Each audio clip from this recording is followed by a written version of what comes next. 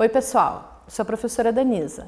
Como o nosso tempo de televisão é muito curto, não dá para expor nossas ideias, nossas propostas, então nós vamos começar a utilizar a partir de hoje esse recurso para que vocês possam conhecer melhor o meu trabalho, as minhas propostas, enfim, para que nós possamos conversar a respeito do que tem acontecido pelas minhas andanças nas escolas, visitação aos amigos, aos meus locais de trabalho.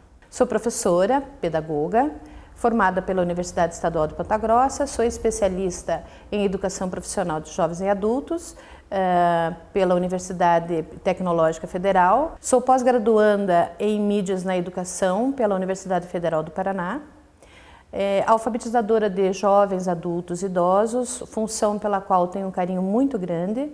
Já alfabetizei junto ao Grupo Reviver, também uma função que me deu um prazer imenso em trabalhar. Vejam vocês que apesar de eu ser professora, estar na lida há muito tempo, eu não posso fazer divulgação de campanha junto às escolas por onde eu trabalhei. Um tanto estranho, não acham? Diretores das escolas não deixam nós entrarmos, Secretaria de Educação não permite que você divulgue o seu trabalho perante seus pares. Como que as pessoas, como os professores ou seus pares de profissão vão conhecer as suas propostas, vão conhecer você como profissional, saber de onde veio, a que veio e a que vem. Iniciamos hoje mais uma etapa do nosso projeto.